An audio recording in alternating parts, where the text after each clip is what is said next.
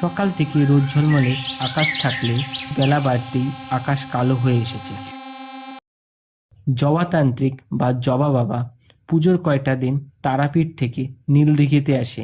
গ্রামে 200 বছর পুরনো কালী মন্দির আছে, সেই মন্দিরে পুজো ও তার শিষ্য বিমল চক্রবর্তীর সাথে দেখা করতে।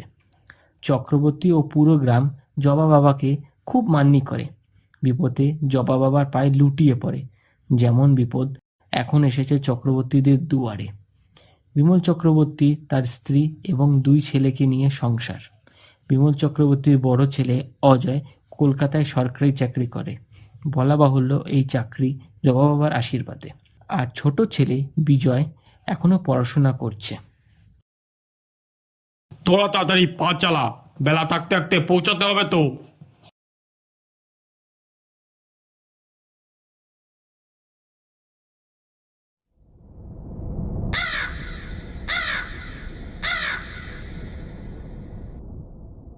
জবা বাবা দুপুরে চক্রবর্তীদের বাড়িতে এসে হাত পা ধুয়ে সোজা বৈঠকখানায় গিয়ে বিমল চক্রবর্তীকে প্রথমে সব খুলে বলতে বলে। বিমল চক্রবর্তী যে ঘটনার কথা বলে তা ঠিক এইরূপ। ঘটনার সূত্রপাত মাস কয়েক আগে। বিমল চক্রবর্তীর বড় ছেলে অজয় হঠাৎ নিখোঁজ হয়ে যায়। সঠিক সময় অফিস থেকে বেরিয়ে গেছিল অজয়। অফিসে সিসিটিভি তাই জানান দিচ্ছে। 2 দিন খোঁজাখুঁজির পর উত্তর 24 পরগনার এক প্রত্যন্ত গঙ্গার ঘাট থেকে উদ্ধার হয় অজয়ের দেহ। এই ঘটনার কথা শুনে একটু ভাবনা চিন্তা করে জবা বাবা বলেন, তোদের উপর অশুভ শক্তির ছায়া পড়েছে, আমায় একটু ভেবে দেখতে দে, কি করা যায় দেখছি। সেই দিন দুপুরে খাওয়া দাওয়ার পর জবা বাবা চক্রবর্তীদের বাড়িতে একটু ঘুরে দেখছিল। এমন সময় 3 তলায় ছোট ছেলে সুজয়ের ঘর থেকে খ্যানখ্যানে গলায় হাসির শব্দ শোনা যায়। হাসির শব্দ শুনে জবা বাবা ও বাড়ির সকলে ছোট ছেলে সুজয়ের ঘরের দিকে ছুটে যায়। সেখানকার দৃশ্য দেখে সবাই অবাক। সুজয় জামা কাপড় ছিঁড়ে প্রলাপ বকছে।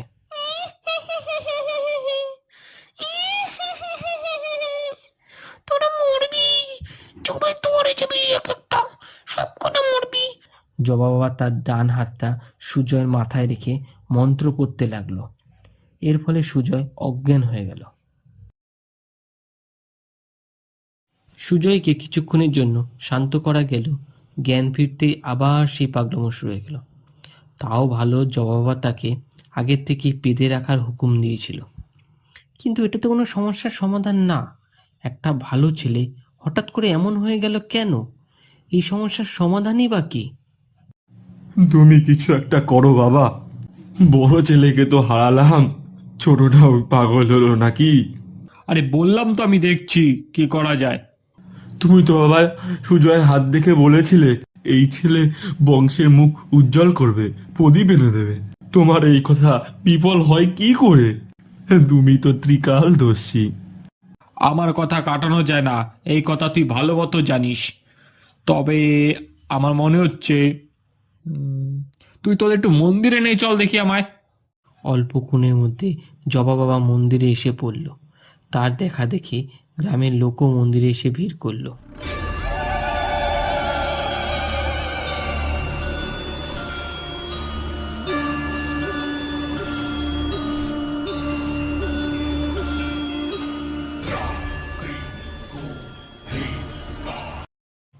বুঝলি, এই মূর্তিতে দোষ এসেছে, শীঘ্র এই মূর্তি পাল্টাতে হবে, না হলে মহা বিপদ ঘটবে। কিন্তু কি করে মূর্তিটা দোষ পেল? আমাদের সেবায় কি কোনো ভুল হলো? দেখ, এই জিনিস সচরাচর হয় না।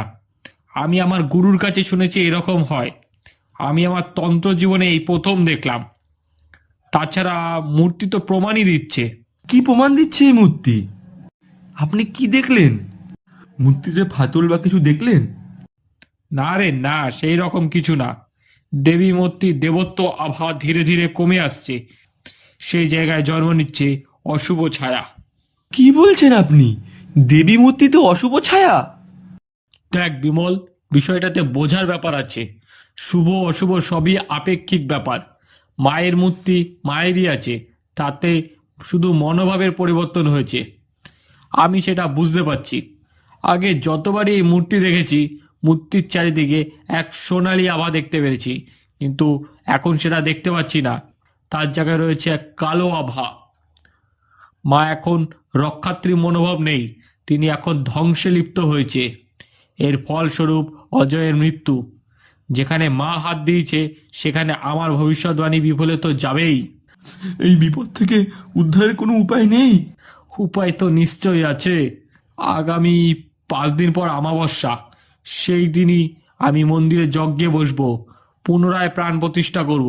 খুবই ভয়ঙ্কর এই যজ্ঞ, প্রাণের আশঙ্কাও আছে, কিন্তু তোর জন্য এইটুকু আমি করতেই পারি। তুমি বাঁচালে বাবা, তুমি প্রভু, তুমি ঈশ্বর।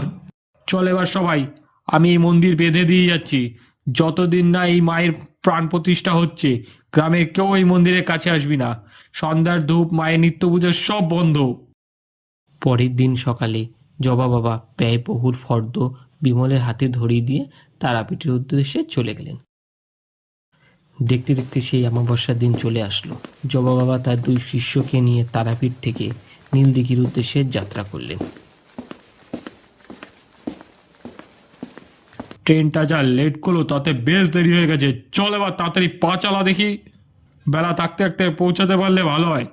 এমনিতে সকাল দিয়ে মনটা কু ডাকছে। তাছাড়া গ্রামে ঢোকার আগে জঙ্গলটা ভালো না, শিয়ালের ভয় আছে। সন্ধে হওয়ার আগে জঙ্গলটা পার করতে পারলে ভালো হয়। বাবা, আমরা মনে হয় পথ হারিয়েছি। তোরা ভয় পাস না, আয় আমার সাথে আয়। বহুবার এই পথ দিয়ে এসেছি, শুধু এই অমাবস্যার অন্ধকারের জন্য পথটা হারিয়ে ফেলেছি। অন্ধকার পথে কিছু দূর হাঁটার পর জবা বাবার গলা শুকিয়ে গেল, কিন্তু জল তো রমার বেগে। জবা বাবা হাঁক দিল, হে রমা, জলটা দে তো। পিছন থেকে কোনো উত্তর নেই। জবা বাবা এবার ক্ষেপে উঠে গিয়ে পিছনে তাকিয়ে, কিন্তু এ কি, পিছনে তো কেউ নেই। কোথায় রমা, কোথায় ভজন? রমা, ভজন, কোথায় তোরা? কি হয়েছে তোদের? কোথায় তোরা? এই রমা, এই ভজন।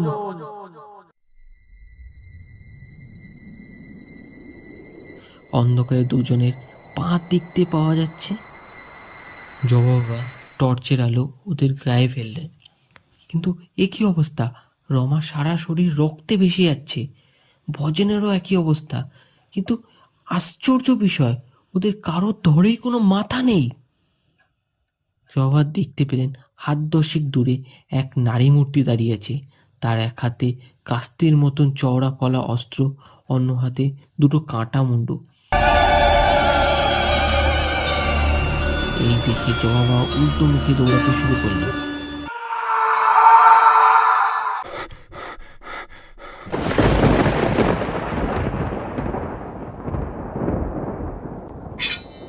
বিমল চক্রবর্তীর বাড়িতে জবা বাবা আসলো, কিন্তু বেশ রাত করে। জবা বাবার চোখে যে প্রতিদিন রাগ দেখতে পাওয়া যায়, সেই রাগের জায়গায় আজকে বিমল চক্রবর্তী নতুন একটা জিনিস দেখতে পেলেন। সেই রাগের জায়গায় বিরাজ করছে শান্ত ভাব। বিমল বাবুকে বললেন, শোনো মহাশয়, সুজয় এখন ঠিক হয়ে যাবে। আমি এক সময় বহু সাধনা করেছি, কিন্তু সেই সাধনা কোনো ফল পাইনি। সেটা বলা বাহুল্য, আমার লোভের জন্যই তার কোনো ফল পাইনি। এখন যা করে থাকি সবই ঠক, ভণ্ডামি। যার ফল আমি পেয়েছি, এর প্রমাণও কাল তোমরা দেখতে পাবে। তোমাদের মন্দিরে মায়ের মূর্তিতে কোনো দোষ নেই, দোষ ছিল আমার মনে। তোমার বড় ছেলে কলকাতায় বাজে সঙ্গে পড়েছিল। প্রতিদিন কাজের পর গঙ্গার ঘাটে সে তার বন্ধুদের সঙ্গে জুয়া খেলতো। সেই বন্ধুদের সাথে বচসা হয় এবং বচসা থেকে বন্ধুরা তাকে হত্যা করে। তুমি তোমার ছেলের মৃত্যুর কথা আমায় বলার পর আমার মধ্যে লোভ জেগে ওঠে। তারপর তোমার বাড়ি এসে তারাপীঠের প্রসাদের নাম করে সুজয়কে এক বিশেষ ধরনের গাছের শিকড় খাইয়ে দিই ও তাড়াতাড়ি নিচে নেমে আসি। এইদিকে সুজয় পাগলামো শুরু হলে পরে মন্ত্র পড়ার নাম করে বিশেষ ফুলের গন্ধ দিয়ে সুজয়কে অজ্ঞান করে দিই। তুমি এমনিতে অন্ধবিশ্বাসী ছিলে, সেই সুযোগ নিয়ে আমি ব্যয়বহুল পদ্ম দক্ষিণার দাবি করি। এই ছিল আমার মনে।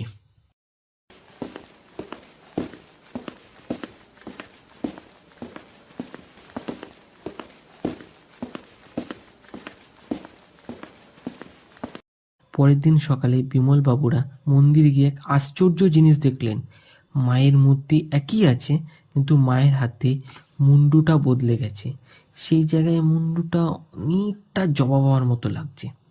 বেলা বাড়লে পুলিশ খবর দেয় জঙ্গলে জবা বাবা ও তার 2 শিষ্যের মাথাহীন দেহ পাওয়া গেছে। বহু খোঁজাখুঁজির পরেও তাদের মাথা আর খুঁজে পাওয়া যায়নি।